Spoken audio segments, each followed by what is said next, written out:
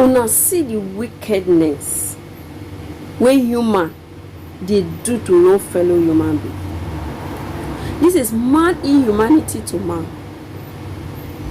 This one na confirm wickedness. This one not be say I close eye, I not see am, I not know. He purposely carry this cow, put for the farm to eat up everything. When the person wey do farm dey come the next day, he go meet empty ground. And still yet they say no talk.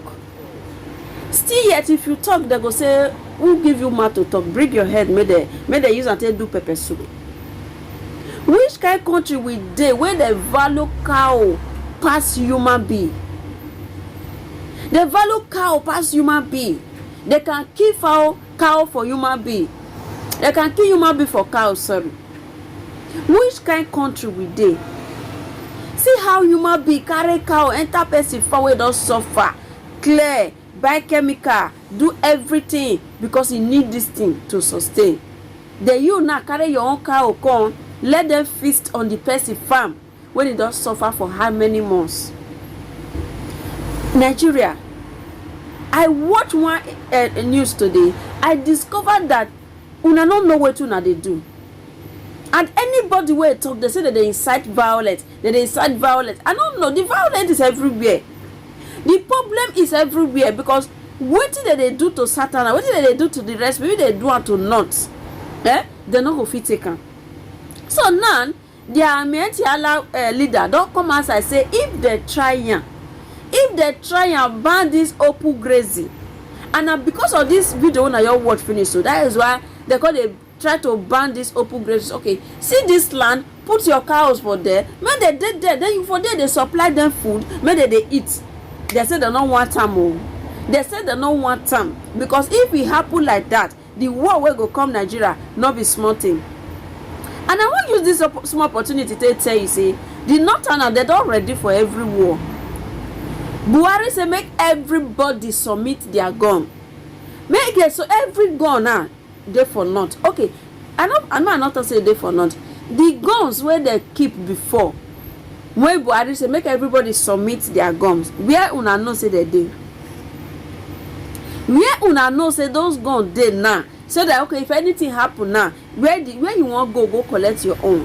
Which place you know say they put them now? When you go there carry am. Because this governor Otodofe they complain say they say okay, but we submit our guns. We don't submit our gun. Every day they are killing us. Every day they are killing us. That's what we submit. Okay, when they submit those guns, we all know say they put them. Then every day now they say over 10,000 Boko Haram, over 10,000 repentant Boko Haram. They want integrate them, put for inside army. Nigeria people, make una wake up. Cheeky change. Cheeky something when Nigeria, Boko Haram won't take over Nigeria. When they won't take over Nigeria, it go be like when they catch fly, ants, put for inside cage. Now so it will be. Because these people don't circulate for everywhere. This repentant Boko Haram, na zero. They try to tell us what we don't know. They try to tell us story. Because if these people repent, other jobs date for them to do, but they don't want me to do any other job apart from soldier. And soldier na get country. Anything where soldier not fit solve, nobody, no any uniforms go fit solve them again. So now they put them for the head, so that when they want take over, they go take over without no complaint. And una they complain, una they hate una self, una they fight una self, una they I don't know. Make una wake up. So make I not talk too much. I just want to put the video of this Fulani people, the leader, when he talk say make they not try am. Make you not be said that for my mouth, now una for the hearer. Make una watch am. And if una watch am finish, at the end, drop your comment. Let me know how you feel on the comment section. Let me know if Boko Haram repents. Okay, they say they repent. They not drop gun. We don't see their guns. Okay, when they never put them for army, they not go show us where their members dey. They say they will put them for inside army first before they will fit dey show us where their members dey. So make una drop una comment, let me know how you feel on the comment section, and I'll see you guys again in my next video. For now, bye bye. Anti-grazing laws and banning of open grazing is a satanic agenda to destroy our means of livelihood by desperate politicians acting on faulty and self-serving security reports. It is Frederick Bessia in 1801, in his Economic Sufism, who said, when plunder becomes a way of life of a group of men living together in a society, they create for themselves in the course of time a legal system that authorizes it and a moral code that glorifies it. This is a clear case of the current rush to create negative laws against our cultural heritage. Anti-grazing laws and policies are attempts to ban open grazing are nothing but populist and corrupt-driven agenda designed by visionless, inept, and desperate politicians to destroy pastoralist means of livelihood. These dangerous and satanic laws must be nipped in the bud by the National Assembly to safeguard the Constitution of the Federal Republic of Nigeria, as it portends greater danger to the corporate existence of the country. These oppressive laws and hostile policies being enacted by state governors are fundamentally going against the Fulani pastoralist culture, economic interests, and constitutional rights. It is important to note that interstate movement of pastoralists is similar to interstate commerce, which is an exclusive preserve of the legislative powers of the National Assembly under Item 62 of the exclusive legislative list. To this effect, any action taken by any state assembly that is in conflict with the above section of the 1999 Constitution as amended is null and void and of no effect and of no consequences to the pastoralists. These laws do not take into cognizance the sociology, economic of production, climate variation, and other push factors that are inherent in pastoralist movements across ecological zones. It is a common knowledge that Nigerian mode of agricultural practice is still primitive all over the country and are not consistent with global best practices. So why singling out the pastoralists who have been suffering from cumulative years of neglect in terms of development from both federal, state, and local governments? There is a looming danger and security implications of these satanic laws by the ill-informed governors on national security. The laws will destroy livestock production and send into poverty millions of people that depend on livestock value chain. The butchers, the transporters, the livestock dealers, the consumers who are used to affordable source of beef and milk are going to be affected. The laws will undermine relative peace and stability currently enjoyed in local communities and threaten social order. The laws will exacerbate cattle rustling in local communities as criminal gangs and state-sponsored vigilantes like Amotekun and other state-sponsored gangs to be rustling our cattle. The laws will lead to a serious humanitarian crisis as families will be destabilized, market and economic livelihood will be disrupted. The laws will lead to massive cross-border migration that will create further security challenges for the country. Our prayers. The National Assembly and Mr. President to intervene and stop the current attempts by some state governors to criminalize our means of livelihood of cattle rearing through enacting of satanic and obnoxious laws they call anti-grazing laws, which I call antichrist, targeted at Fulani pastoralists. The federal government should create a ministry for livestock and fisheries as obtainable in many African countries. Nigerians should adopt strategies in responding to changes of climate change as it affects livestock production, not negative laws. Government should take an inventory of all existing grazing reserves, traditional grazing areas, transhumance corridors, major stock routes, and fully develop at least one grazing reserve in each senatorial zone in line with the recommendation of the Interministerial Committee on Livestock Development in Nigeria 2015, the report of Presidential Committee on Pastoralism and Insecurity 2014, and the Livestock Transformation Program. The existing African Union and ECOWAS protocols / regulations of pastoralists and transhumans should be domesticated and proper documentation and implementation strategies be put in place to check illegal migrations into the country. The government should incorporate pasture development in the implementation of the Great Grain Wall in combating the certification and preservation of small water bodies. A review of the Land Use Act is long overdue to accommodate the interests of all land resource users, particularly pastoralists who are in need of land to do their business. Ranching, as envisaged by many, requires massive capital investment and is difficult to sustain, not economical, and is not smallholder centered. So government should lead in the way of creation of ranches, because a poor stakeholder cannot have the money to buy land to create ranches. We are calling on the proper funding of the National Commission for Nomadic Education and of expansion with mandates to educate pastoralists to imbibe modern ways of livestock production. The National Assembly should come to the rescue of the pastoralists by resuscitating and passing the Grazing Reserve Commission Bill and other livestock management bills that were initiated by previous National Assemblies and still lying fallow. There is need to introduce livestock tracking using GPS technology and support community-based conflict mechanism.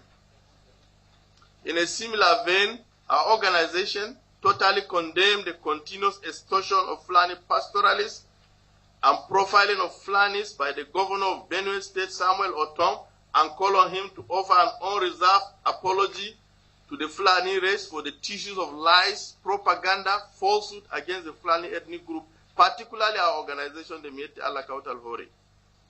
Our organization applauds the renewed efforts of security agencies in the massive onslaught against criminals, cattle rustlers, kidnappers, bandits, particularly the near decimation of Boko Haram terrorists in the northeast, arrest of the notorious Biafran terrorist Nnamdi Kanu, and the smoking of the murderous Yoruba bandit gangster Sunday Igboho that is languishing in Benenua prison. Our organization totally condemned the vituperations of one emir of Muri in Taraba State for genocidal propaganda against the Fulani pastoralists, and have since taken the necessary legal steps against the misguided local monarch, and have written to the Taraba State governor to immediately dethrone the deranged monarch. Finally, we commend the courageous efforts of the federal government under the progressive leadership of President Muhammadu Buhari for listening to our consistent call to restore existing grazing reserves and routes, create new ones, as it is the only sustainable solution to the farmer-herder conflict in this country. What is the arable land we have in Nigeria? We have over 38.7 million hectares. How much is being cultivated? Less than 40% of that land is under cultivation. That is one. Secondly, we have marginal lands that are not cultivatable. The hilly areas, lands that are not meant for agriculture, nobody is cultivating. The whole thing, the policy is not designed to bring peace and progress. You must accommodate the pastoralists. You must first agree that they are Nigerians, that this challenge of land resource use have to be addressed. Once we address it, look at our nature of agricultural practice. It's still rudimentary, extensive cultivation of land. So the land is enough. What we don't have is the will and the will to accommodate these pastoralists. Just because they don't have title on the land, that doesn't remove them from being Nigerians. Their need for the land has always been opportunistic. Now that agreed population have increased, what strategies are there in place? Technology is there to address the issues. But you cannot say we should just go and create ranches in the air. We love to have ranches, we love to have our children, our people settle in one place to develop. But when you give a zero option, you either ranch or you live to where? What I expected from these governors to consider these herders as their citizens. Designate places for them, which we have it all over the country. They are not after taking anybody's land. All over the West African sub-region, herders have not grabbed land anywhere. Even when they had opportunity to grab land, they have never grabbed land, because their need for land is opportunistic. So now we are facing a challenge in this country where we have conflict between farmers and herders. And it's basically land resource conflict. Conflict on land and water. What do you need? Is a proper land management that we need in place. That is all. Create the ranches. Give us, we are ready to rent the ranches. We can't say either we will ranch or we go. Who will even give you the land? Go and look at the Land Use Act. For you to access 5 hectares of land, a governor have to approve it for you. You have already mobilized the population, the local citizens, against the herders as the people perpetrating conflict. Who will now offer them land if they want to buy? So you must see this thing in a wider perspective. But the truth is that the herders will not go anywhere. They are Nigerians.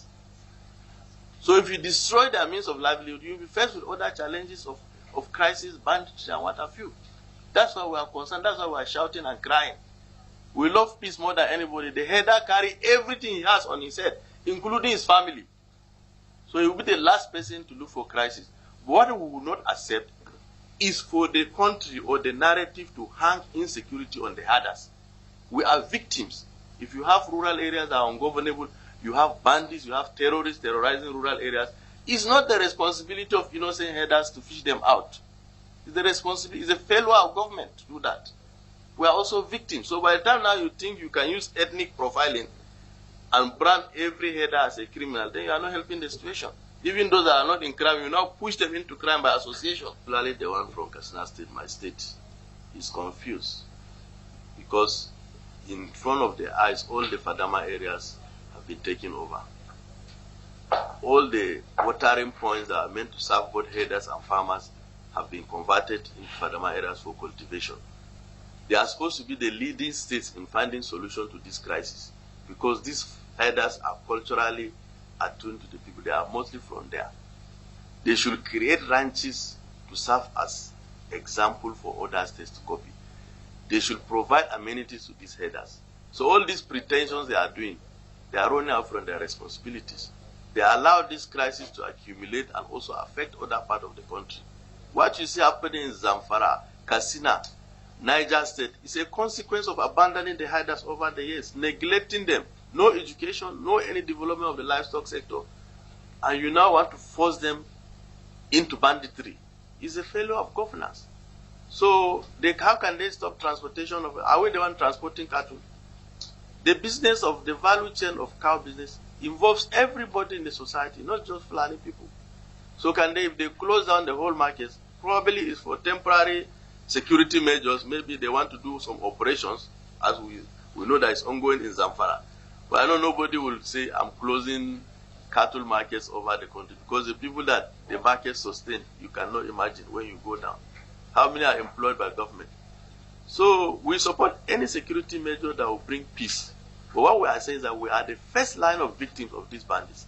The new Minister of Agriculture, I pray he will not join the bandwagon of those somersaulting from Ruga to ranching, to Brazilian grass, tomorrow livestock transformation. What we need is simple. Designate grazing areas for us. Develop massive infrastructure that herders will have communal use there. It's not difficult to create dams and say this area is for herders. Then introduce the modernization gradually. You have where you do the breeding, you have people that develop the feed slots, but the governors are not investing in anything. So how do they expect to solve the problem? But when you go and check their expenditure profile, security vote, billions. I pray EFCC go after us.